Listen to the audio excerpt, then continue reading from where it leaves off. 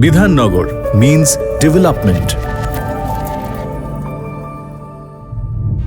সকাল হোক বা মধ্যরাত, মানুষের জন্য তার পরিষেবার দরজা সর্বদা খোলা।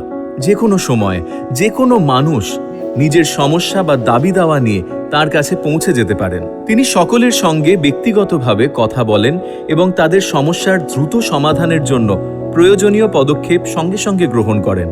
উদাহরণস্বরূপ, দত্তাবাদ অঞ্চলে এক দুর্যোগে বহু ঘরবাড়ি ক্ষতিগ্রস্ত হয়ে পড়ে, যার ফলে অনেক মানুষ বাস্তুহারা হয়ে যান। এই কঠিন পরিস্থিতিতে মাননীয় শ্রী সুজিত বসু ব্যক্তিগত উদ্যোগে এবং বিভিন্ন সরকারি প্রকল্পের সহায়তায় ক্ষতিগ্রস্তদের বাড়িগুলি পুনর্নির্মাণ করে দেন। তিনি শুধু ঘরই তৈরি করে দেননি, বরং নিত্য প্রয়োজনীয় সামগ্রী সহ নতুন বাড়ির চাবি তাদের হাতে তুলে দেন, যাতে তারা আবার নতুন করে স্বাভাবিক জীবনে ফিরে যেতে পারেন।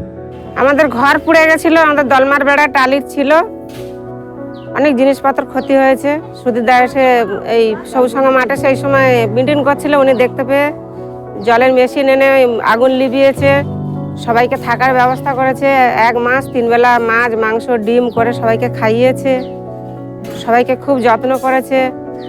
গ্যাস দিয়েছে, থালা বাসন জামা কাপড় চাল ডাল সব কিছুই উনি দিয়েছে। ওনার কাছে আমরা কৃতজ্ঞ। দাঁড়িয়ে থেকে উনি সবাইকে ঘর করে দিয়েছে, আমরা মাথা গোঁজার ঠাঁই পেয়েছি।